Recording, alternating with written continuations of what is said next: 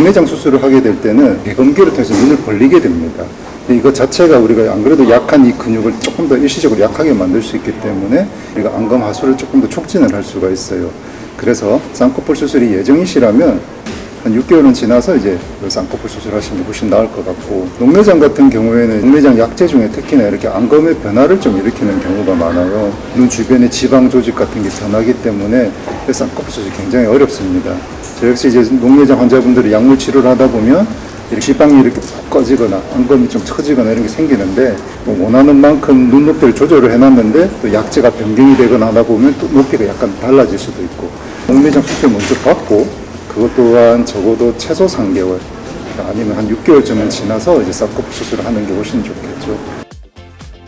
가장 큰 두 가지가 나이와 안압인데, 나이는 우리가 어떻게 조정할 수가 없기 때문에 결국 안압 치료에 목적을 두고 있고, 물론 안압 외에도 이렇게 혈류 순환적인 부분도 큰 부분을 차지하긴 합니다. 하지만 첫 번째 목표는 보통 안압 하강을 목표로 하고 있고, 이제 첫 번째로는 이제 약물 치료가 이제 첫 번째가 됩니다. 그 다음 번으로는 이렇게 방수가 배출 나가는데 조금 더 촉진해 줄 수 있게 레이저 치료도 있습니다. 이런 약물 치료나 이제 레이저 치료로 이제 부족하게 되면 이제 당연히 이제 수술적 치료로 넘어가게 되는데, 가장 전통적이고 고식적인 수술 치료이지만 저 역시도 지금도 가장 많이 하고 있는 게 이제 섬유주 절제술이라는 거예요. 우리가 눈 안에서 이렇게 방수가 형성되는 길들의 기능이 떨어지다 보니까 물은 만들어지는데 배출이 안 되니까 안압이 계속 올라가게 되고, 이게 이제 약물로도 도저히 안 된다 싶으면 이제 어떻게 보면 새로 이제 방수가 나가는 길을 만들어주는 수술이라고 생각하시면 되겠습니다. 눈도 어떻게 보면 이제 기존의 방수가 나가는 배출로를 사용할 수 없기 때문에 이제 결막염 이런 거 들어보시겠지만 흰자위를 얇게 덮고는 결막이라는데, 그 결막 밑으로 방수가 이제 나갈 수 있는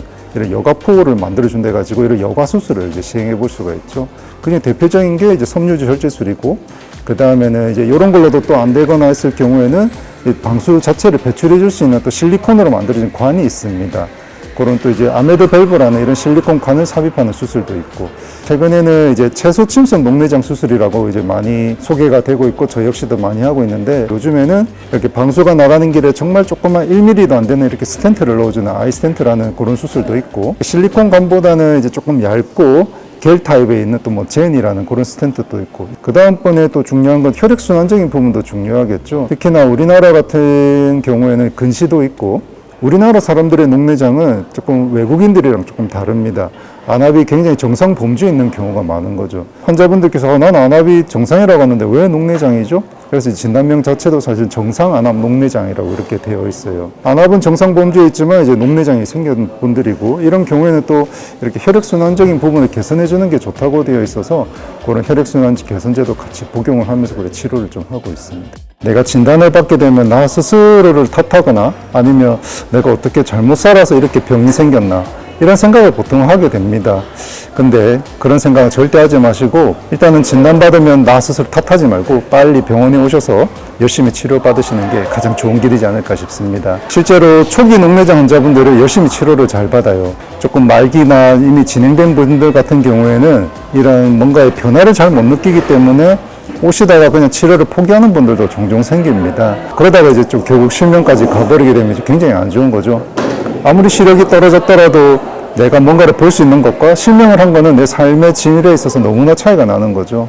우리가 시력을 잃게 되면 혼자서 밥도 먹을 수도 없고 화장실 가기도 힘들고 외출은 당연히 어려울 텐데, 이제 그런 마지막 조금 남아있는 그런 빛이라도 이제 잘 지키려면 열심히 치료를 해야겠죠. 그래서 항상 환자분들께 저는 당부드리는 거는 일단 절대로 포기하지 마시라. 왜냐하면 이 질환이 뭐 완치도 되는 것도 아니고, 약물 치료의 목적이나 수술의 치료의 목적이 최대한 진행을 늦추거나 제일 좋으면 진행을 막는 거죠. 일단 좋게 되는 게 이제 다시 옛날처럼 회복되는 경우는 없으니까요. 근데 이 기간이 굉장히 깁니다. 왜냐하면 이제 보는 것도 자주 봐야 되고, 포기하지 말라 말씀드리고, 다음에 녹내장 환자분들 되게 우울하거나 불안 증상 호소하시는 분들이 많아요. 그 다음에 또 자책하는 분들도 많고, 좀 약을 잘못 썼나 아니면 내 생활이 이상했나 그런 생각을 가지지 말고, 환자분께서 스스로 포기하기 전에는 제가 절대로 환자분을 먼저 포기하거나 최대한 믿고 같이 열심히 치료하자 이렇게 말씀드리는 것밖에 없겠네요.